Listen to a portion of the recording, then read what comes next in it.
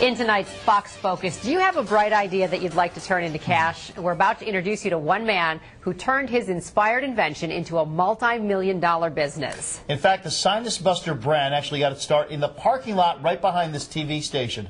Fox 23's Paul Merrill has more on one entrepreneur's success story. Filled, capped, labeled, and shipped worldwide. The Sinus Buster brand started right here in Albany.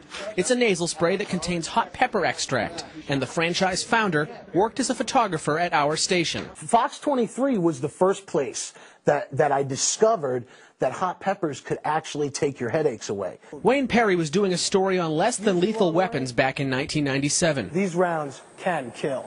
He took a shot of pepper spray to the face, and amazingly, it cleared up his cluster headache. Eventually, Parry decided to take $350 and turn his home remedy into a business.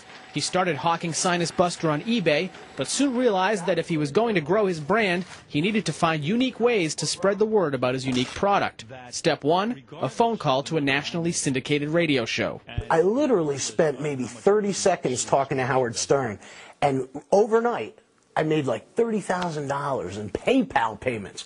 The exposure on Stern plus a Wall Street Journal article boosted business, so much so that Parry and his small staff had a hard time keeping up with the demand for Sinus Buster. We started by hand. We used to pump it by hand. Pump, pump, pump, every little bottle. I mean, it was insane. It got to the point where we were just working around the clock to make nasal spray. And you just can't grow that way. A cable TV appearance got investors interested, and last July, a venture capitalist group bought Wayne's company, SciCap. The company is expecting to do $9 million in business this year. These are some of the last bottles of Sinus Buster that will be filled here in Albany. The company has outgrown its current facility, and soon production will be farmed out to a contract filler in Salt Lake City. Parry tells us anyone can start a successful business. All it takes is a bright idea and innovative marketing. And he says the current recession shouldn't discourage would-be entrepreneurs. When everything that you've done before isn't working because of the economy, that's the time to start new things, new ventures, create new markets.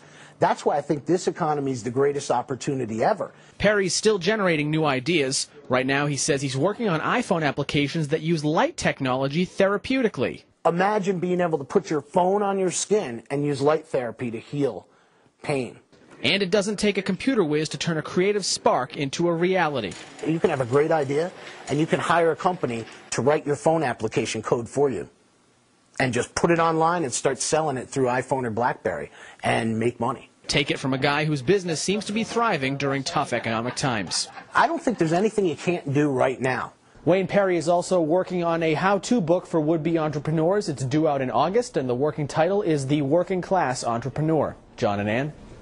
You know, I have to say, I'm proud to say that I know Wayne Parry, and there are two things about him. One, he's one of the hardest working people I've ever met. And two, full of ideas. And it was always something where if he was rejected on one idea, he'd come up with more and more and more, and he'd keep trying. And I think that that is one thing that helped him be so successful. He strikes as the kind of guy that he'd say, I'm going to do this, and you go, yeah, sure, Wayne, sure. And a year later, 2 years later, say, wow, look what he did. Exactly. So, yeah, good for him. Believe in the ideas, I guess. Good for him, as you said.